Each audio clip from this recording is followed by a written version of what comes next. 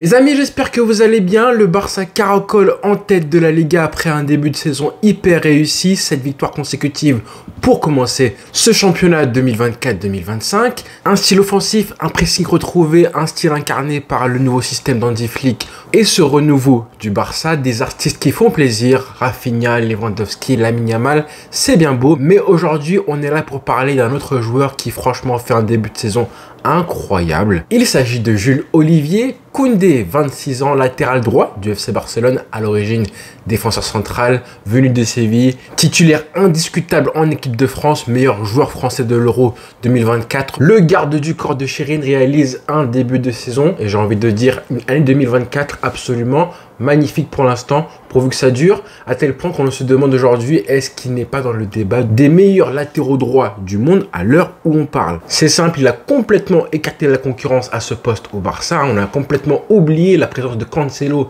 il y a encore 2 mois de ça au Barça, qui aurait pu prétendre à être titulaire à sa place au Barça à ce poste-là. Et c'est pareil en équipe de France, il est titulaire indiscutable numéro 1 à son poste et de loin. Alors que rappelez-vous, à l'époque, il y a encore 2 ans de ça, on se demandait s'il prenait du plaisir à jouer à ce poste-là. On va pas se mentir, hein, ça se voyait Jules. Ça se voyait, ça se sentait que même s'il n'y avait aucune déclaration qui montrait un agacement et une lassitude à être trimballé entre le couloir droit et la défense centrale par Xavi et Deschamps, il n'avait pas clairement dit qu'il n'aimait pas jouer à ce poste-là à l'époque, malgré quelques petites phrases qui laissaient sous-entendre que c'était pas forcément là où il était le plus à l'aise. On sentait quand même une petite frustration, tout à fait logique, légitime et normale, de ne pas pouvoir jouer alors qu'il était venu de Séville. Il avait quitté Séville pour justement jouer à ce poste-là au Barça. Finalement, c'était Andreas Christensen, arrivé lui aussi en 2022 à l'été, qui avait pris cette place-là, accompagné par Ronald Araujo pour la première année, avec tout de même la Liga remportée pour le Barça. Et à l'époque, rappelez-vous, la presse avait laissé filtrer que l'entraîneur à ce moment-là,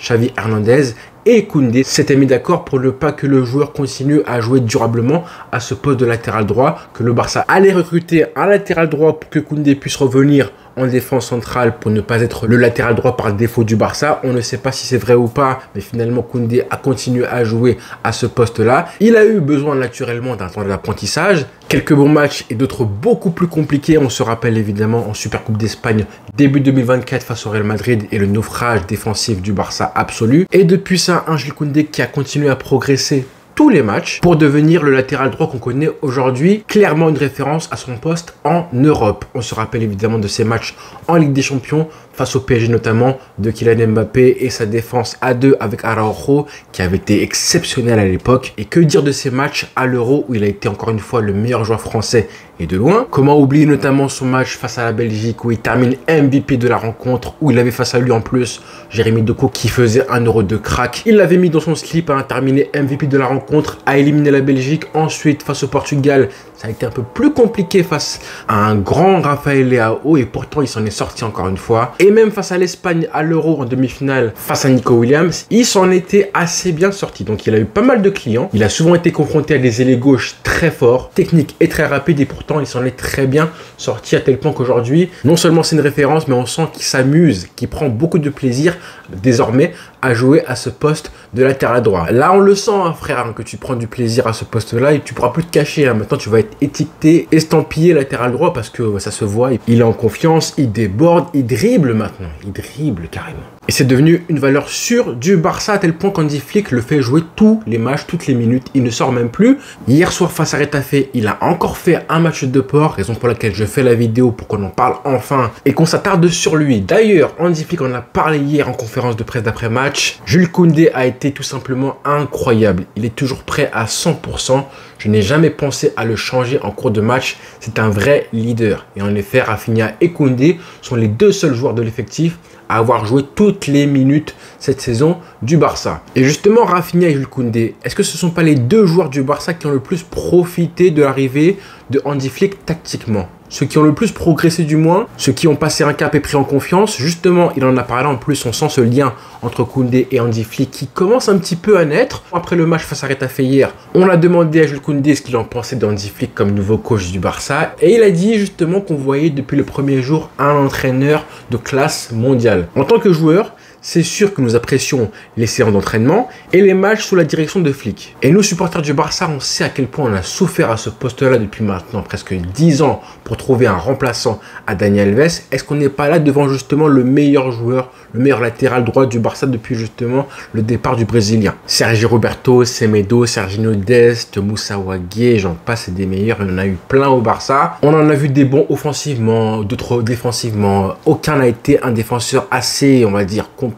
Au contraire justement de Jules Koundé qui franchement montre une panoplie. Là on a enfin un latéral droit complet, que ce soit offensivement et défensivement. Le meilleur exemple c'est tout simplement hier soir face à Retafe, 100 ballons touchés pour un latéral droit, c'est un chiffre de fou. Une passe qui amène au but du Barça pour Lewandowski. Bon, je ne sais pas si elle sera comptée comme décisive, mais en tout cas c'est une passe qui est importante pour le Barça. 2 dribbles réussis sur 4 tentés. Ça c'est intéressant évidemment, les 4 tentés ça veut dire qu'il tente des choses et qu'il les réussit en plus. Mais aussi défensivement évidemment, 3 tacles réussis sur 3, 100%. 4 duels aériens gagnés sur 4, 100% aussi.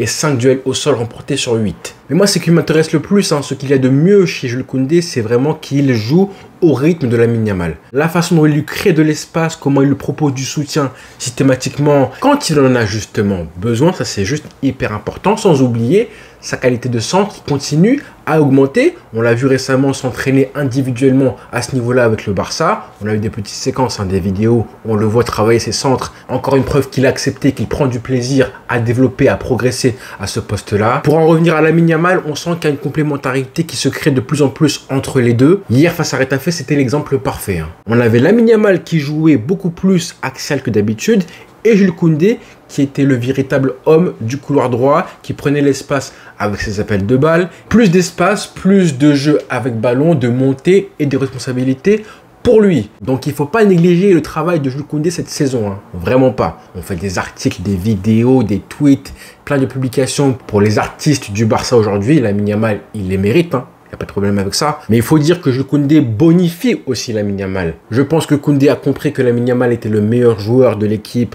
en tout cas le plus déséquilibrant. Donc il faut l'épauler, l'aider et lui apporter du soutien quand il en a besoin, comme sur le but du 1-0 hier où il crée un surnombre, crée de l'espace, lance un appel de balle et permet à Lamine Yamal de ne pas systématiquement être en 1 contre 1, voire en 1 contre 2, comme ça a été le cas de plus en plus régulièrement lors des derniers matchs. D'ailleurs hier, avec un peu de chance, malheureusement un peu plus d'adresse on va dire, il aurait pu finir avec une autre passe D, celle sur le centre parfait pour la tête de Rafinha qui malheureusement n'a pas trouvé le cadre. Tout ça pour dire qu'il ne faut pas négliger l'importance de Jules Koundé dans la progression continuelle de Lamine Yamal aujourd'hui. On n'est pas encore au niveau de Messi, Dani Alves ou de Messi, Jordi Alba, mais quand même, je pense que ce qu'on voit chez ces deux joueurs-là, ça va être une des forces du Barça pour le long terme, pour les prochaines années, carrément, et ça va aussi aider Lamine Yamal à continuer à grandir. Si le Barça avait continué à être aussi instable à ce poste, comme ça a été le cas depuis maintenant 10 ans, avec des joueurs qui n'arrivaient même pas à passer devant Sergi Roberto, je pense vraiment que Lamine Yamal n'aurait pas été aussi à l'aise. On n'aurait pas eu un Lamine Yamal aussi dominant dans le jeu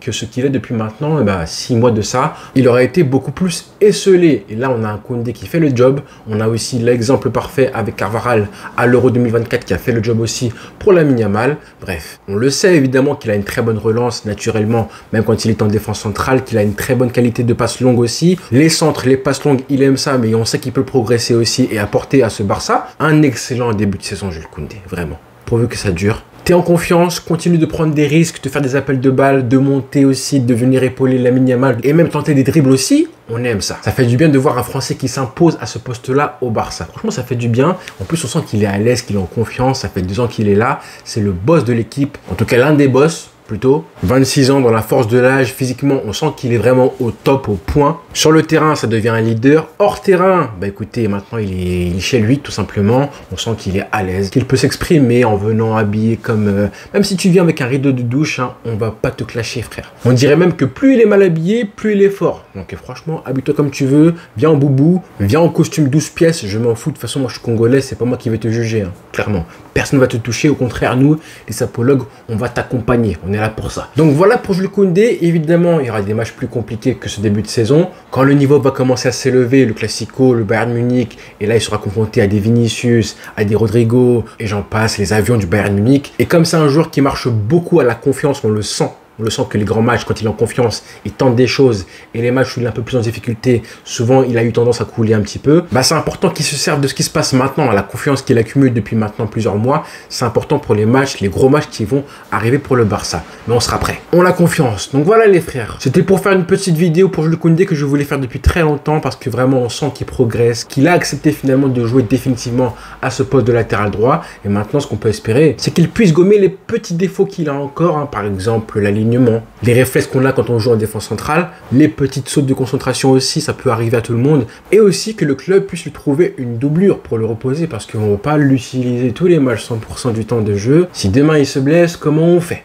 Comment on fait? Imaginez Lamine Yamal sans lui, imaginez le Barça avec un effectif assez réduit, mais bon, confiance en Hansi Flick pour le reposer les prochains matchs aussi avant les grandes échéances. Et aussi, quand je vois un joueur comme ça physiquement, honnêtement, je suis assez rassuré, très peu inquiet. C'est un des joueurs qui m'a le plus choqué physiquement quand je suis parti le voir au Camp Nou, c'était il y a 2 ans de ça. Il dégageait une puissance qui était franchement assez parlante de mes propres yeux. Donc voilà les amis pour la vidéo, en espérant qu'elle vous a plu. Il fallait que je la fasse, hein, cette vidéo-là, parce que voilà, ça me trottait. Rendez-vous très vite, l'actu du Barça ne s'arrête jamais. Bonne journée à tous, ciao.